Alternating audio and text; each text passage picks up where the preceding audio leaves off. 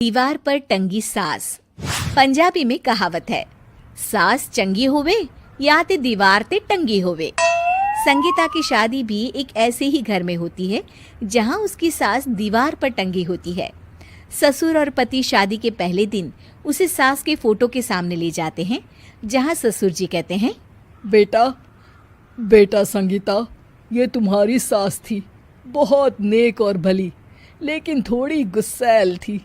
गुस्सा आने पर सब तहस नहस कर देती थी, पर अब ये इस दुनिया में नहीं है। हाँ संगीता, माँ होती तो तुम इनकी कोई बात टाल नहीं सकती थी, वरना तो माँ घर में भूचाल ले आती। संगीता मन में खुश होती है कि अच्छा है कि ऐसी औरत अब इस घर में नहीं है, लेकिन दिखावे के लिए वो जैसे ही सास की फोटो के सामने हाथ जोड़कर खड़ी होती है, ये क्या? सास उसे देखकर मुस्कुराने लगी। संगीता आंखों को मलकर एक बार फिर से देखती है, लेकिन फिर सास के चेहरे का भाव, भंगिमा यानी एक्सप्रेशन बिल्कुल बदले होते हैं। वो अपने पति और ससुर को कहती है, माँ की तस्वीर तो स्माइल कर रही है। ना ना बेटी, ये कैसे संभव है? जरूर तुम्हें कोई गलती हुई होगी, ऐसा कैसे हो सकता है? लगता है तुम शादी की सारी फॉर्मेलिटी करते करते थक गई हो, तुम्हें आराम की जरूरत है संगीता। खैर, सारे संगीता की बात को इग्नोर कर कमरे में चले जाते हैं। वैसे सास की फोटो पर एक्सप्रेशन एक के बाद एक बदलते ही रहते हैं। सुबह होती है, पति और ससुर को काम पर भेजकर संगीता कमरे की सफाई करने में लग जाती है कि तभी उसे आवाज आती है, टेबल ठीक से साफ करो। ऐसे भी कोई टेबल साफ करता है? इससे अच्छा तो ये गंदा ही था। किसी औरत की आवाज सुन संगीता दंग रह जाती है और सोचने लगती है कि आवाज कहाँ से आई।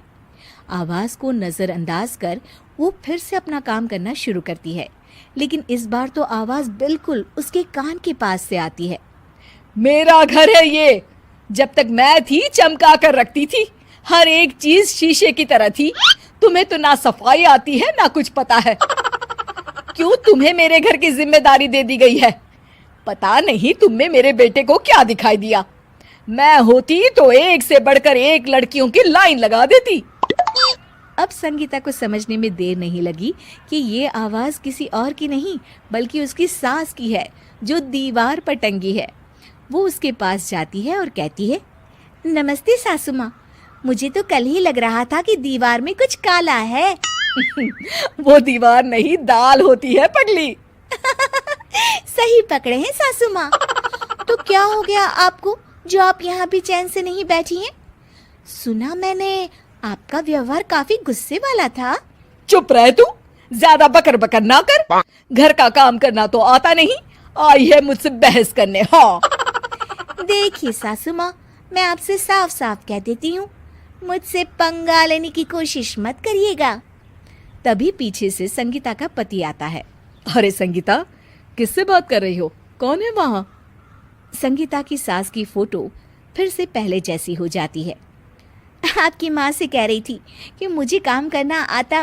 अरे संगीता, माना सास के ताने हर बहू को अच्छे लगते हैं, लेकिन यहाँ तो माँ है ही नहीं। तुम तो फोटो से ही तुम भी लाजवाब हो संगीता। किसी को विश्वास नहीं होता कि संगीता अपनी मरी हुई सास की फोटो से बात करती है। वहीं आए दिन संगीता की सास संगीता को किसी न किसी बात पर आते जाते ताने देती। संगीता को भी अब सास के तानों और उनसे बात करने की आदत हो गई। वो कभी खानदान की कहानी तो कभी तीज त्योहार कैसे मनाए या किसी व्यंजन की रेसिपी सास से ही पूछती।